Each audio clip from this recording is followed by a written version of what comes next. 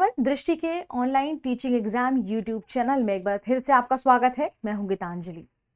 जैसा कि आप सभी जानते हैं कि हम ज्योग्राफी कंसेप्ट टॉक एक सीरीज पर चर्चा कर रहे हैं, जिसके अंतर्गत हम हमारी नेट जेआरएफ के भूगोल विषय के कुछ खास टॉपिक को यहाँ डिस्कस करते हैं, यानी उसे चर्चा में लेके आते हैं।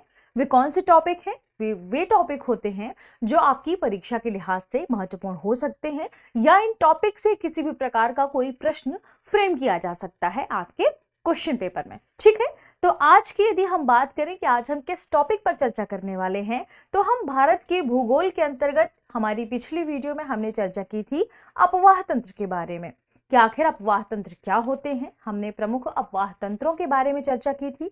हमने समझा था उससे रिलेटेड कुछ शब्दावलियों को। हमने यह भी देखा था कि अपवाह तंत्र के प्रारूप कौन कौन से हैं, इन्हें किन किन प्रतिरूपों में बांटा गया है। ठीक है, तो इसके बारे में हमने कल डिटेल से चर्चा की थी। अब आज की क्लास में हम चर्चा करने वाले हैं भारत के अपवाह तंत्र के संदर्भ में।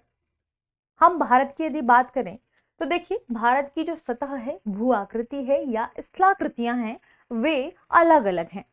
आप जैसे ही 100 या 200 किलोमीटर की डिस्टेंस भारत में क्रॉस करते हैं या आप इसकी यात्रा करते हैं, तो आप देखेंगे कि भारत में स्थलाकृतियां बदल जाती हैं। ऐसे ही इन स्थलाकृतियों के आधार पर एवं उद्गम स्थान के आधार पर अपवाह तंत्र को भारत में डिवाइड कर दिया गया है। ठीक है, तो आइए देखते हैं भारत के अपवाह तंत्र को, और हम चर्चा करेंगे प्रमुख अपवाह तंत्रों के साथ साथ उन प्रमुख नदियों के संदर्भ में, उन नदियों की सहायक नदियों के संदर्भ में, और उन नदियों के आसपास की कौन कौन सी नदियां मिलकर उसके अपवाह तंत्र को बनाती हैं, क्रिएट करती हैं। इसके बारे में हम डिटेल से चर्चा करेंगे। यानी यह सीरीज भी लंबी होने वाली है। यानी ज्योग्राफी कंसेप्ट टॉक के अंतर्गत हम जो भारत के भूगोल में अपवाह तंत्र को पढ़ रहे हैं, वह सीरीज भी लगभग 5 से 6 एपिसोड्स की है। आप उसे ध्यान से देख सकते हैं। सबसे पहले यदि हम बात करें भारतीय नदी प्रणाली के बारे में या भारत के अपवाह तंत्र के बारे में, तो स्थलाकृतियों की विविधता के आधार पर, विभिन्नता के आधार पर, या हम सभी जानते हैं कि भारत एक जैसे भौगोलिक क्षेत्रों से निर्मित नहीं है, तो इस आधार पर भारत में अपवाह तंत्र को 2 भागों में डिवाइड कर दिया गया है। अब ये 2 भाग कौन से हैं?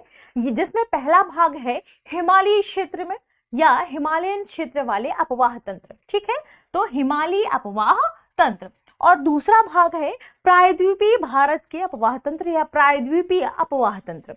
तो हम सभी जानते हैं कि हिमालय रीजन की बात कर रहे हैं, तो यदि हम भारत के मैप को देखें तो इंडिया के मैप में जो उत्तर वाला क्षेत्र है, जहां पर हिमालय वाला रीजन है, वहां पर जो जो नदियां प्रवाहित होती हैं, प्रमुख नदियां, उन प्रमुख नदियों के साथ साथ कौन सी नदियां उनकी सहायक नदियां हैं, और ये सभी नदियां मिलकर कैसे अपवाह तंत्र का निर्माण करती हैं, इसके अंतर्गत हम समझेंगे किसे? हिमालयी अपवाह तंत्र को। और हिमालयी अपवाह तंत्र के अंतर्गत हम इन सभी नदियों के बारे में चर्चा करने वाले हैं। यानी हिमालयी अपवाह तंत्र में कौन कौन सी नदियों का अपवाह क्षेत्र या इनका तंत्र शामिल है, तो ध्यान रखिएगा, इसके अंतर्गत सिंधु नदी का अपवाह तंत्र, गंगा नदी का अपवाह तंत्र और ब्रह्मपुत्र नदी का अपवाह तंत्र शामिल है। क्योंकि हम प्रमुख नदियों के संदर्भ में ही चर्चा करेंगे, तो ध्यान रखिए हिमालयी अपवाह तंत्र में यानी हिमालय के आसपास कौन सी प्रमुख नदियां हैं, ये प्रमुख नदियां अपनी सहायक नदियों के साथ मिलकर कौन से बड़े जाल का निर्माण करती हैं, कैसे जाल का निर्माण करती हैं, इसके संदर्भ में ही हम हिमालयी अपवाह तंत्र में चर्चा करने वाले हैं। यानी हिमालयी अपवाह तंत्र के अंतर्गत प्रमुख रूप से हम 3 अपवाह तंत्र के बारे में चर्चा करेंगे: सिंधु नदी तंत्र, गंगा नदी तंत्र और ब्रह्मपुत्र नदी तंत्र। और दूसरा है प्रायद्वीपीय अपवाह तंत्र, यानी भारत का दक्षिणी हिस्सा। ठीक है, तो यहाँ पर यदि हम प्रायद्वीपीय भारत की बात करें तो प्रायद्वीपीय भारत में भी कुछ महत्वपूर्ण नदियां हैं: नर्मदा नदी, गोदावरी नदी, कृष्णा नदी, कावेरी नदी, इसके अलावा महानदी, ताप्ती नदी। तो इन सभी नदियों के संदर्भ में हम चर्चा करेंगे। प्रायद्वीपीय अपवाह तंत्र में हम मुख्य रूप से चर्चा करेंगे नर्मदा नदी अपवाह तंत्र के बारे में, ताप्ती नदी अपवाह तंत्र के बारे में, महानदी गोदावरी अपवाह तंत्र के बारे में, और कुछ अन्य नदियों के बारे में भी हम यहाँ पर चर्चा कर लेंगे। जैसे हम सबसे पहले चर्चा करेंगे, यानी आज की वीडियो हमारी केंद्रित होगी हिमालयी अपवाह तंत्र के बारे में।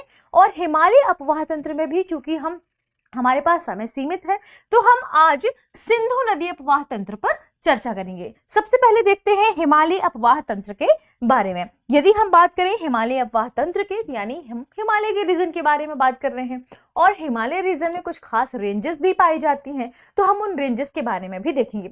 सबसे पहले यदि हम बात करें हिमालय अपवाह तंत्र के बारे में, तो ध्यान रखिए यहाँ पर यानी जो हिमालय वाला रीजन है, देखिए हम भारत के मैप को यहाँ पर देखते हैं, कहाँ, हिमालय वाले रीजन के संदर्भ में। तो देखिए ये भारत का मैप है, और यदि हम इस मैप में चर्चा करते हैं कि यहाँ पर कौन कौन सी नदियां हैं और इनका उद्गम स्थल कौन कौन सा है और कौन सी नदियों का विस्तार कहाँ तक जाता है, इनका जो नदियों का जाल है, इनकी सहायक नदियों का जाल कैसे विस्तारित है, क्योंकि यही तो आपस में मिलकर अपवाह तंत्र बनाते हैं उस नदी का, तो हम इसके बारे में समझेंगे। सबसे पहले बात करें हिमालय अपवाह तंत्र के बारे में, तो हिमालय क्षेत्र में पाए जाने वाली जो नदियां हैं, उन नदियों को क्या कहते हैं, यहाँ पर जल की आपूर्ति कैसे होती है, इसके बारे में भी तो चर्चा करना जरूरी है।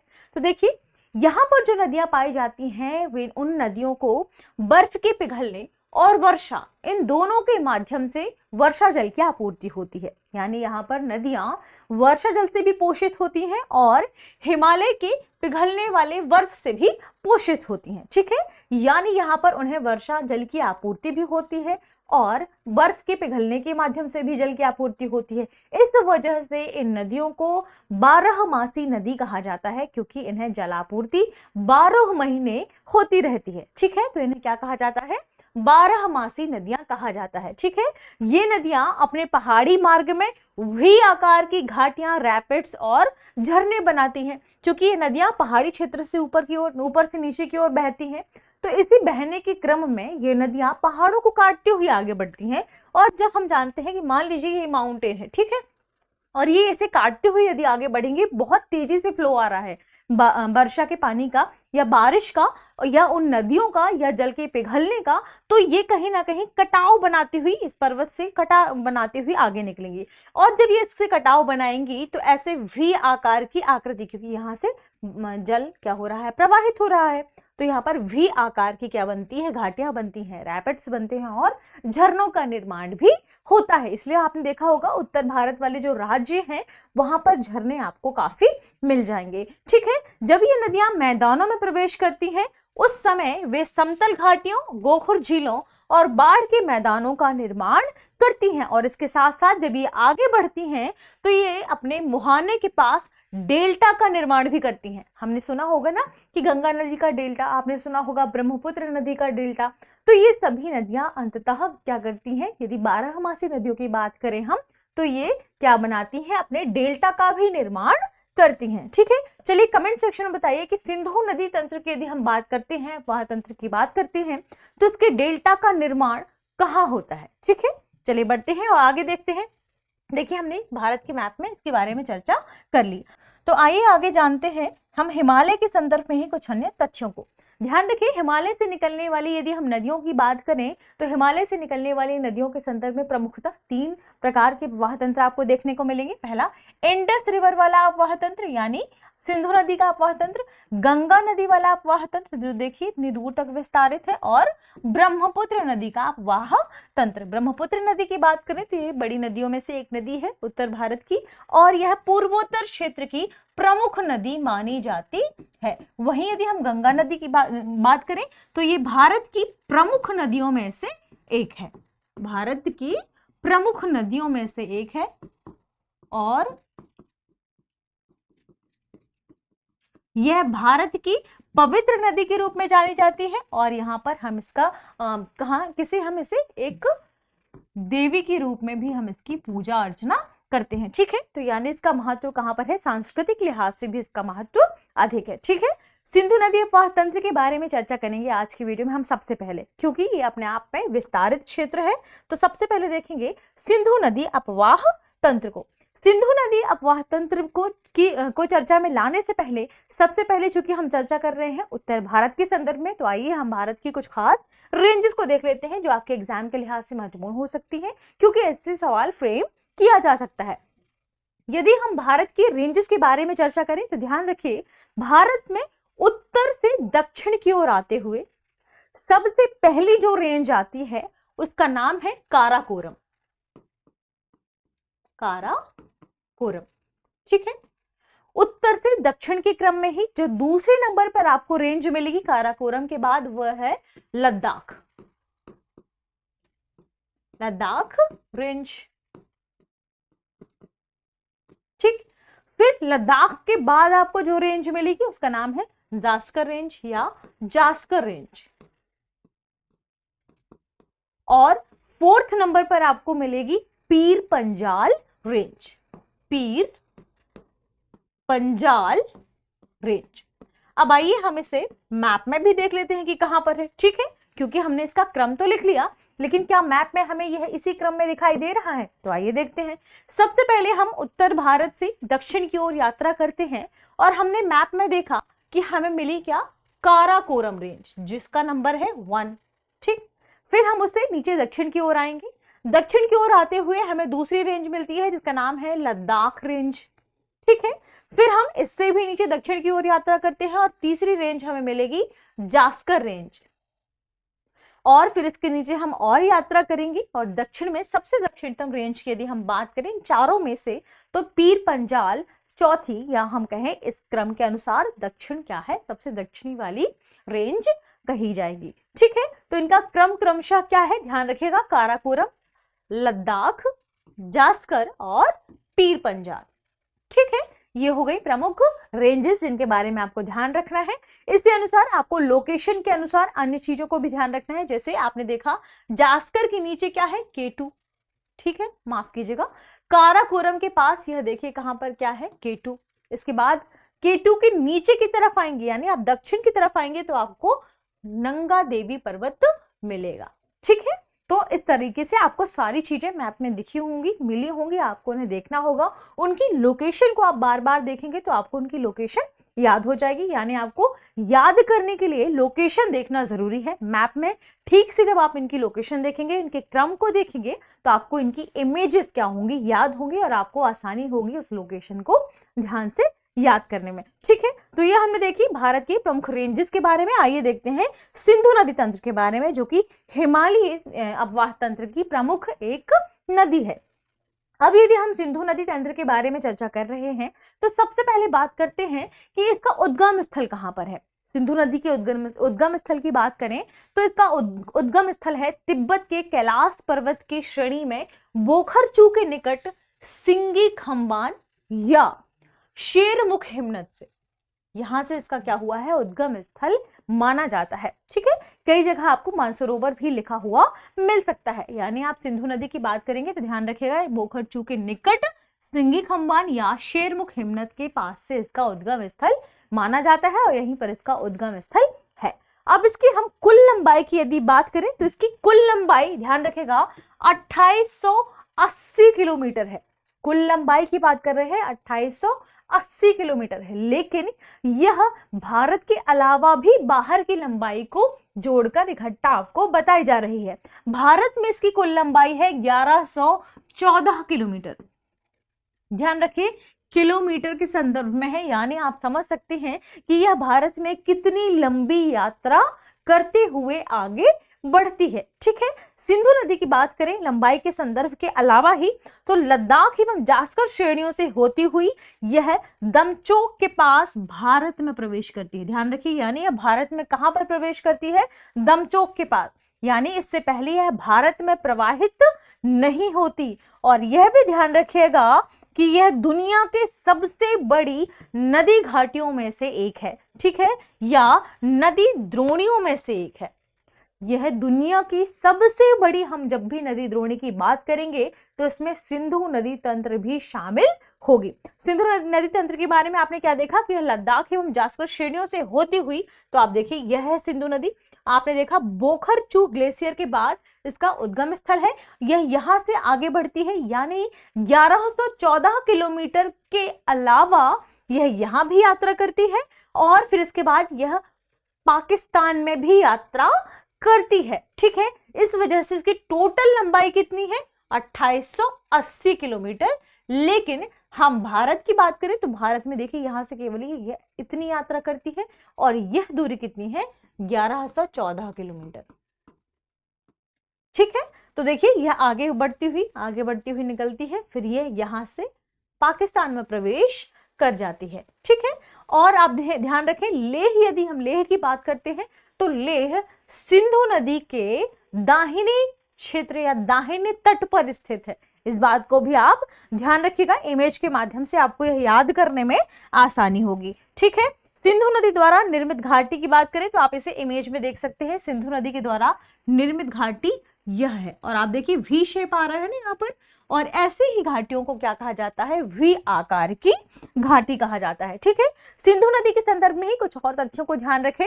लेह सिंधु नदी के दाएं तट पर स्थित है, अभी हमने इमेज में देखा भी था कि यह कहां पर स्थित था, दाएं तट में स्थित था। यह देखिए, है ना, क्योंकि प्रवाह नदी का इस दिशा की ओर है, और यदि नदी का प्रवाह इस दिशा की ओर है तो इसी आधार पर यह दायां और यह बायां क्षेत्र या तट कहलाएगा। ठीक है, तो आगे बढ़ते हैं और सिंधु नदी के संदर्भ में कुछ खास तथ्यों को देख लीजिए। सिंधु की महत्वपूर्ण यदि हम सहायक नदियों की बात करें तो इन्हें पंच नदी के नाम से जाना जाता है या याद किया जाता है। उत्तर से यदि हम दक्षिण की ओर बात करें, प्रमुख नदियां कौन कौन सी हैं जो सिंधु की सहायक नदियां हैं, तो उसमें शामिल होंगी कौन कौन सी नदियां, झेलम, चिनाब, रावी, व्यास और सतलुज। यानी कौन कौन सी प्रमुख नदियां हैं जिन्हें पंचनद के नाम से जाना जाता है, झेलम, चिनाब, व्यास, सतलुज और रावी। देखिए ये आपको क्रम मिल जाएगा। ठीक है, या आपको ये 5 नाम मिल जाएंगे जिन्हें आपको याद करना होगा, क्योंकि ये 5 प्रमुख नदियां हैं जिन्हें पंचनद नदियों के नाम से जाना जाता है, और ये आपस में मिलकर पाकिस्तान में सिंधु नदी से मिलती हैं। और पाकिस्तान में सिंधु नदी से कहां पर मिलते हैं, ये मीथनकोट के आसपास, ध्यान रखिएगा।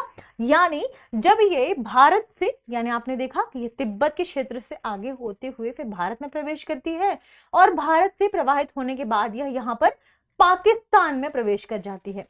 पाकिस्तान में यह आगे बढ़ती है और आगे बढ़ते हुए यहाँ आगे जाती है। लेकिन ये 5 नदियां, सतलुज, रावी, चिनाब, झेलम, व्यास, ये नदियां, ये 5 नदियां आगे बढ़ती हैं चूंकि एक दूसरे से भी यहाँ पर मिलती हैं, और फिर बाद में मीथनकोट के आसपास ये कहां पर, इंडस नदी से या सिंधु नदी से ये 5 नदियां मिल जाती हैं। कहां पर, ध्यान रखिएगा, पाकिस्तान में। ठीक है, स्थान ध्यान रखिएगा कहां पर है स्थान, यह मीथनकोट, आपको यहाँ पर लिखा हुआ मिल जाएगा, मीथनकोट के पास ये सिंधु नदी में मिल जाती हैं। अब जो मैंने आपसे पहले सवाल पूछा था, सिंधु नदी का मुहाना, यानी यह कहां पर जाकर गिरती है, तो सिंधु नदी का मुहाना बनता है कहां पर, अरब सागर में। क्योंकि आपने देख लिया ना कि आखिर इसका क्षेत्र कहाँ है प्रवाहित होने वाला, यह, फिर ये यहाँ से बाद में कहाँ गिरती है, अरब सागर में गिरती है। यानी सिंधु नदी का मुहाना कहाँ पर है, अरब सागर में है। तो जितने बच्चों ने सही जवाब दिया यानी उन्होंने इसके बारे में ठीक से पढ़ा है। ठीक है, देखिए यह है सिंधु नदी का प्रवाहित क्षेत्र। यह रिवर है, यह इंडस रिवर है जो आगे ऐसे बह रही है, और इसके दाएं हिस्से में देखिए क्या स्थित है, लेह स्थित है। ठीक है, यानी हमारा वह दाएं हिस्से वाला जो फैक्ट है वह भी क्या है, सही है। ठीक है, आगे बढ़ते हैं और सिंधु नदी की प्रमुख नदियों के बारे में चर्चा करते हैं, जिसमें सबसे पहले हम चर्चा करेंगे झेलम नदी के बारे में।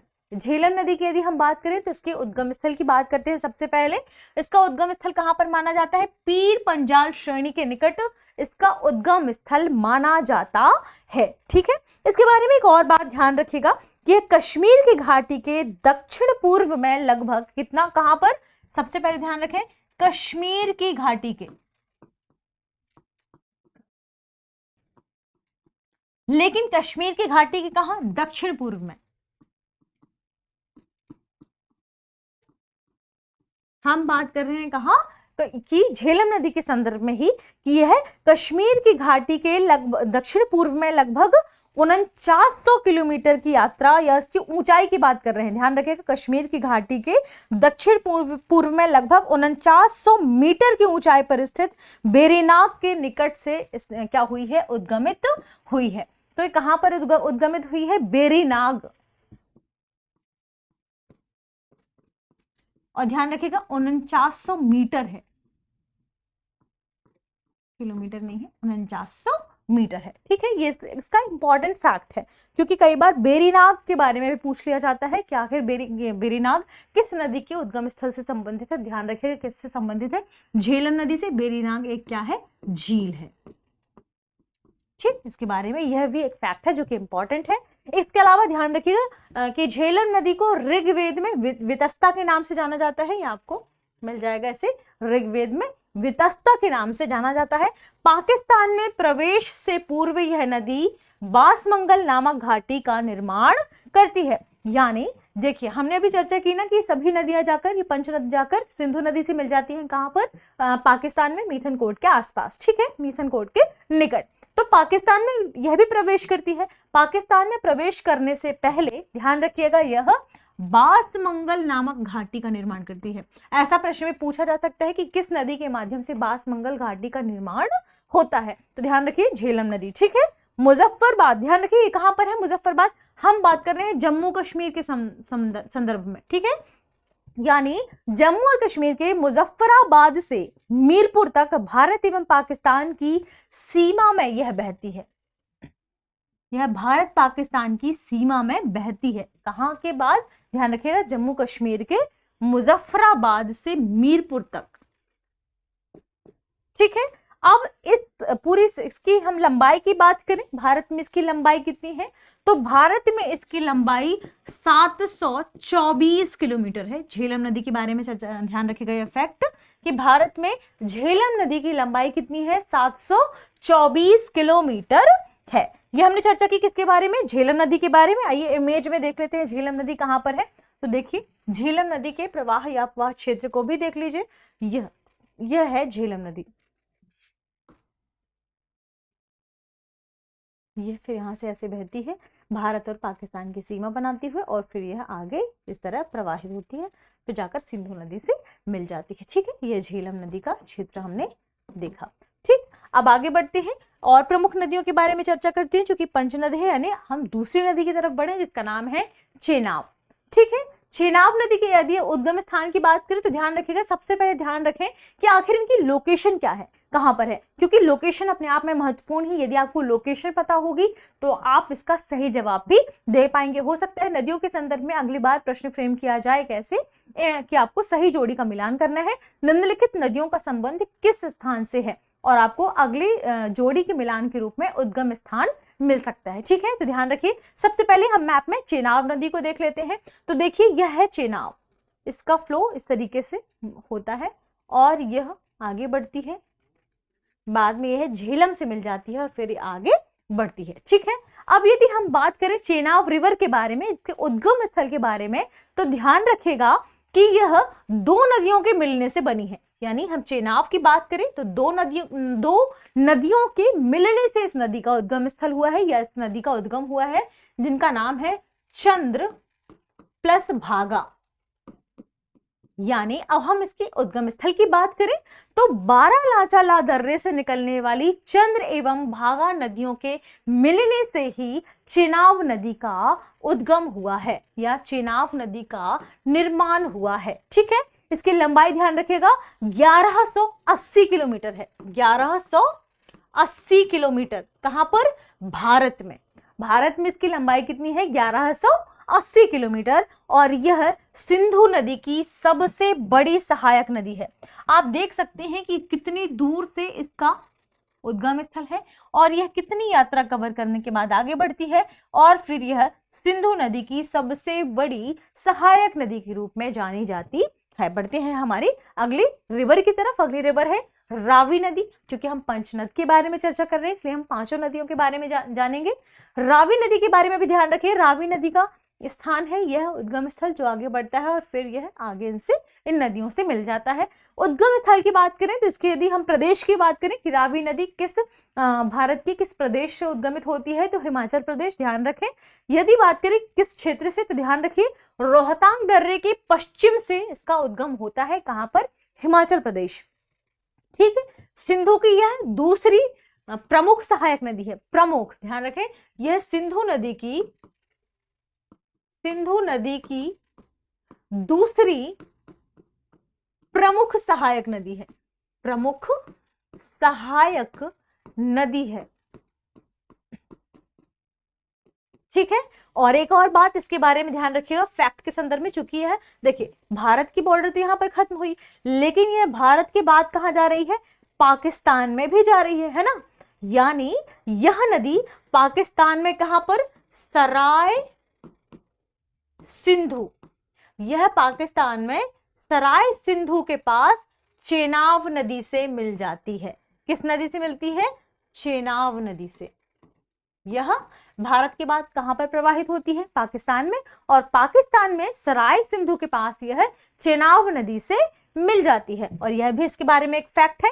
और यदि हम इसकी भारत में लंबाई की बात करें तो भारत में इसकी लंबाई 725 किलोमीटर है। कितने किलोमीटर है? 725 किलोमीटर। यह आपने देखा किसके बारे में? आपने देखा रावी नदी के बारे में। बढ़ते हैं अगली नदी के संदर्भ में। अगली नदी है ब्यास नदी। ब्यास नदी भी महत्वपूर्ण है, तो ध्यान रखिएगा ब्यास नदी का उद्गम स्थल है रोहतांग दर्रे के पास ब्यास कुंड से। कहां से हुआ है इसका उद्गम स्थल? ब्यास कुंड से। कहां पर? रोहतांग दर्रे के पास। ठीक है, यहां पर देखिए यह है ब्यास रिवर। ठीक है, ब्यास रिवर है। और ब्यास रिवर के बाद देखिए सतलुज रिवर भी इससे मिल जाती है। हाँ, यह भी है एक हिस्सा ब्यास रिवर का। तो इसकी 2-3 धाराएं हैं आसपास वाले क्षेत्र में। आगे जाकर किस बैराज के पास मिल रही है? ध्यान रखें, हरिके बैराज के पास। कहां? हरिके बैराज के पास ये क्या होती है? सतलुज रिवर से मिल जाती है। और हरिके बैराज हम सभी जानते हैं बहुत ही फेमस बैराज है। ठीक है, और इसके आसपास हरिके बैटलैंड भी स्थित है और हरिके बर्ड सेंचुरी भी स्थित है। महत्वपूर्ण है ये ज्योग्राफी के लिहाज से, तो आप इनका नाम भी ध्यान रखिएगा। ठीक है, यदि हम हरिके बैराज की ही बात करें तो इसी के आसपास क्या है? इंदिरा गांधी नहर है, जो कि अपने आप में एक महत्वपूर्ण नहर है। भारत के संदर्भ में हरिके बैराज से ही इंदिरा गांधी नहर निकलती है, जो कि भारत की सबसे बड़ी लंबी नहर मानी जाती है। ध्यान रखिएगा, भारत की सबसे लंबी नहर मानी जाती है। कौन सी? इंदिरा गांधी नहर की बात कर रहे हैं हम। ठीक है, किस नदी से संबंधित है? ध्यान रखें, ब्यास नदी से। और चूंकि आप देखेंगे यहाँ पर सतलुज नदी भी मिल जाएगी आपको, यानी इसके आसपास सतलुज रिवर भी स्थित है। तो हमने देखी प्रमुख नदी व्यास के बारे में। अभी अगली नदी के बारे में चर्चा करते हैं, जो कि सिंधु नदी तंत्र से संबंधित है। ठीक है, तो पंचनद नदियों में से महत्वपूर्ण नदी है व्यास नदी और यह है सतलुज नदी। यदि हम व्यास नदी के बारे में खास फैक्ट के बारे में चर्चा करें तो ध्यान रखिएगा कि हमने जिन पंच नदियों के बारे में चर्चा की थी, उन पंच नदियों में यह प्रमुख वह नदी है जिसका प्रवाह केवल भारत में है। क्योंकि अभी तक हमने जिन भी नदियों की चर्चा की सिंधु नदी तंत्र में, आपने देखा कि वे नदी भारत के साथ साथ पाकिस्तान में भी प्रवाहित होती है। लेकिन व्यास नदी वह नदी है पंच नदियों में जिसका प्रवाह एकमात्र वह नदी है जिसका प्रवाह कहां पर है? केवल भारत में है। कितने किलोमीटर? 470 किलोमीटर। ठीक है, तो आइए इसे हम मैप में भी देख लेते हैं। देखिए यह है व्यास नदी, और व्यास नदी किस नदी से मिलती है? नीचे जाकर यह सतलुज रिवर से मिल जाती है भारत में ही, इसलिए केवल यह भारत में प्रवाहित होती है। 470 किलोमीटर की डिस्टेंस से बढ़ते हैं हम सतलुज नदी के संदर्भ में। सतलुज नदी की यदि हम उद्गम स्थल की बात करें भारत में ही, तो ध्यान रखिए तिब्बत वाले क्षेत्र में या तिब्बत रीजन में लेकचेन खंबा, माफ कीजिएगा, लोकचेन खंबा क्षेत्र से यह क्या होती है? निकलती है। और इस क्षेत्र में भी एक ताल स्थित है जिसे राक्षस ताल कहा जाता है तिब्बत में। ठीक है, तो राक्षस ताल से इसका उद्गम होता है। ध्यान रखें, कौन सी रिवर का? सतलुज रिवर का। तो हो सकता है जब सही जोड़ी में आए तो आपको एक तरफ क्या लिखा हुआ? राक्षस ताल, और आपको रिवर्स दी हुई हो, तो ध्यान रखिएगा सतलुज रिवर में आपको कहां पर टिक करना है? राक्षस ताल में। और तिब्बत वाले रीजन में यदि आपको लोकचेन खंबाब मिले तो आप इसे भी टिक कर सकते हैं सतलुज नदी के संदर्भ में। इसकी कुल लंबाई की यदि हम बात करें तो टोटल लंबाई इसकी 1450 किलोमीटर है, और भारत में इसकी लंबाई 1050 किलोमीटर है, यानी 1050 किलोमीटर है। ठीक है, यानी यह भी भारत के अतिरिक्त बाहर प्रवाहित होती है। और एक और बात ध्यान रखिएगा, चूंकि इसका उद्गम स्थल कहां पर है? तिब्बत वाले रीजन में। आइए मैप में देख लेते हैं। तो देखिए यह तिब्बत वाले रीजन से प्रवाहित होती है, यह है भारत का बॉर्डर। ठीक है, तो देखिए तिब्बत वाले रीजन से प्रवाहित होती है और फिर भारत में प्रवेश करती है। तो सतलुज रिवर भारत में कहां से प्रवेश करती है? सतलुज रिवर भारत में शिपकिला दर्रे से प्रवेश करती है। ध्यान रखिएगा कहां पर? शिपकिला दर्रे, या दर्रा भी आपको मिल सकता है, यानी शिपकिला दर्रे से प्रवेश करती है या भारत में, और फिर आगे बढ़ती है। भारत में यात्रा करने के बाद फिर यह पाकिस्तान में भी बहती है, ठीक है। और यह प्रमुख नदी है जहां पर, जिससे संबंधित है क्या, भाखड़ा नागल बांध, यानी भाखड़ा नागल बांध सतलुज रिवर से संबंधित है। भाखड़ा नांगल बांध। तो हमने देखा किसके बारे में, सिंधु नदी तंत्र के बारे में, सिंधु नदी की 5 प्रमुख सहायक नदियों के बारे में जिन्हें पंचनद के नाम से जाना जाता है, उनके बारे में हमने चर्चा की, उनके हमने मैप में लोकेशन भी देखी। अब हम अगले एपिसोड में मिलेंगे, किस नदी के तंत्र को लेकर मिलेंगे, गंगा नदी के अपवाह तंत्र को लेकर, ठीक है। तो आज की वीडियो यहीं पर समाप्त करते हैं, मिलते हैं हमारी अगले वीडियो में, तब तक पढ़ते रहिए, रिवीजन करते रहिए, शुक्रिया।